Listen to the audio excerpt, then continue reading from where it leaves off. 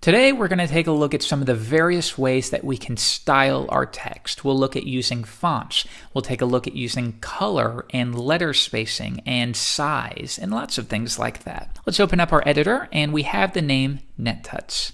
If we load it in the browser, as you would expect, it displays in the browser defaults. So let's begin.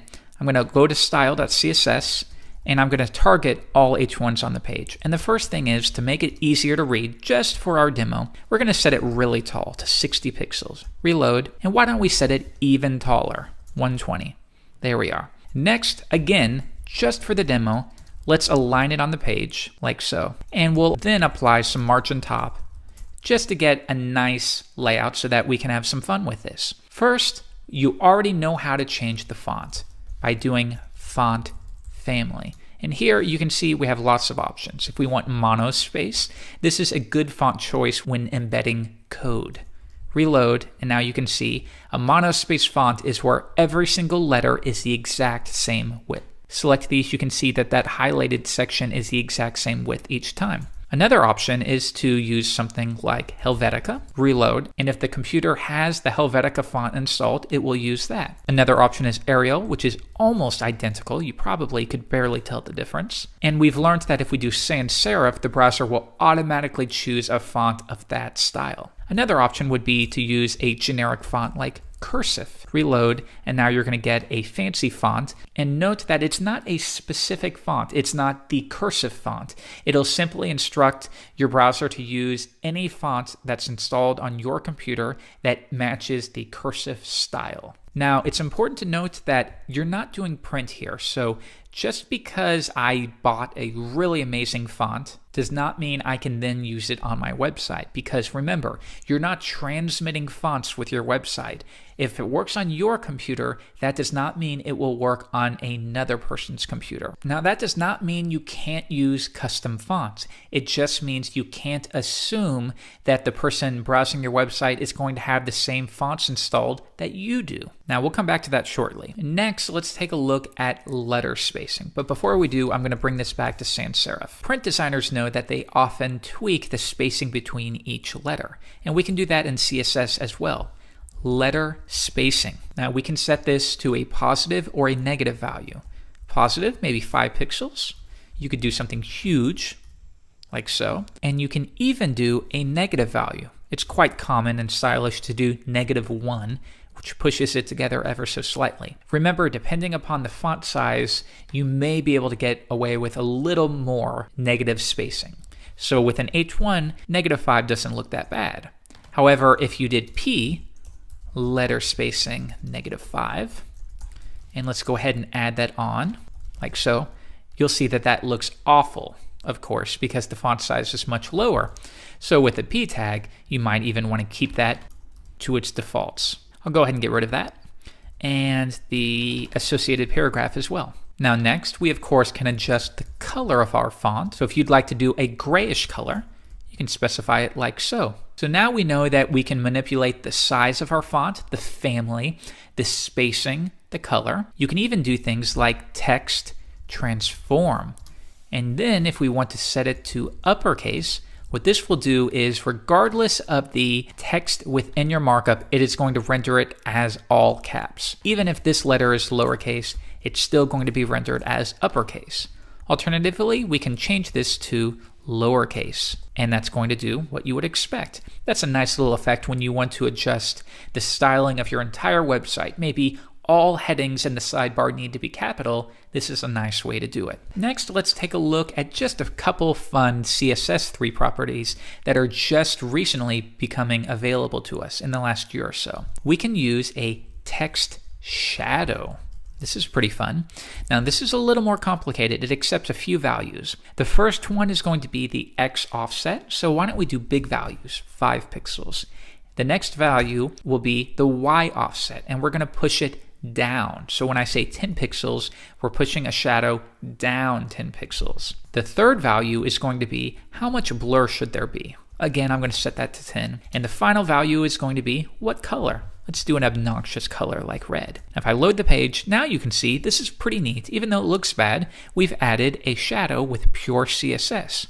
Up until a couple years ago, web designers had to use images anytime they wanted to do something like this. So it's really fantastic that we can now do this directly in the browser. Now, of course, you would probably want to do a subtler color, maybe black or an off black. Reload, and that's looking better. But here's a nice technique. What if we adjusted this first to 3? Remember, subtlety is always better. Reload. And now you get a slight glow all around. Or if you even want to make the blur a little bit sharper, and we're going to put the y-axis down to 1, you can get a cleaner look. However, if we make it really sharp, you can get the illusion of an outline. So watch what happens if I say text shadow. I'm not going to push it left or right at all, so it's going to remain where it is. But then I'm going to push it down the y-axis 1 pixel worth. And then I want no blur at all. And I'm going to set the color to black. Now watch what happens. Can you see that there is a slight glow below the text? You'll be able to see this easier if I use a big bright color. And now can you see there's a little bit of red underneath? And this is subtle, but it really adds quite a bit to your layout. So for example, if I have a body background of a grayish color, and then I set a text shadow to our text of white, using this technique, you can get kind of a glow in the background, can't you? Let's change this color to black. And now you can see we have black, but a slight outline underneath. If you instead want this little glow to be on top, you can change the y-axis to negative, which means it's going to be pushed up. Reload, and now it's being displayed like so. You can have a lot of fun with this. So if I set it to 5 pixels, reload, now you're getting kind of a side glow. You can do a lot of things too, especially when you can use a comma-separated list of values. So what if this time I wanted to do 6 pixels, -2 pixels, no blur, and red? Now we have multiple shadows. So we have white, and then we're outlining that white.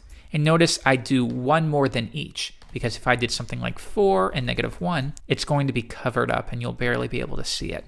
So I'm going to make sure that I outline this white value by putting it 1 pixel more on each side. Why don't we change this from 1 to 2? Anyhow, you can have a lot of fun playing with text shadows. Things like the traditional fire effect that you would create when learning Photoshop, you can actually do that within CSS as well, simply by applying a long list of text shadows. For now, I'm going to bring this back to 0, 1 pixel, 0, white. Again, that's x-axis, y-axis, blur, and color.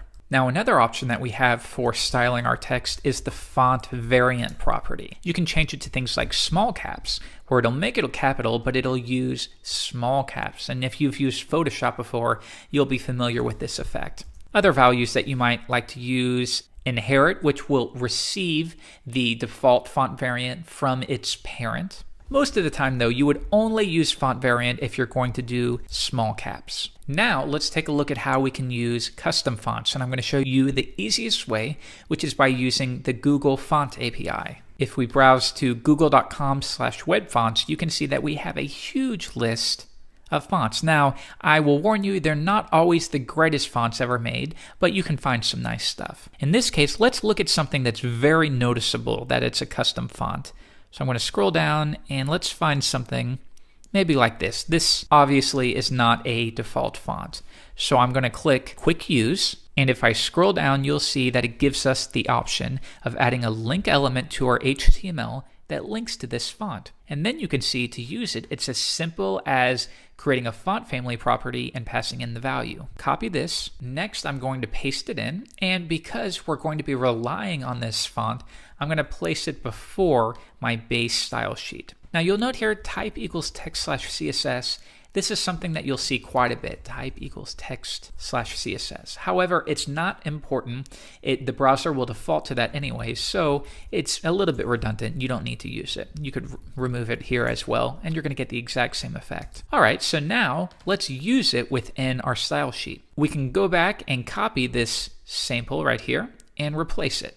And now we're specifying that we're going to use that custom font that we linked to, and then we're providing a fallback to cursive. If I come here and I reload the page, Sure enough, we're using a custom font and we were able to do this in 15 seconds or so. Now this might sound normal to you, but to actual web designers who have been working in the business for a long time, this is really amazing. Before, we had to use very complicated techniques, whether we were using terrible images or even, believe it or not, we were using something called Cipher at a time, and this was Flash. We would use Flash to add custom text. It was horrible. It was really difficult to get set up. The fact that we can do this now is really incredible, whether you see it or not. All right, so that's going to do it for today. You've learned quite a bit about typography. There's far more to learn, but this will certainly get you started.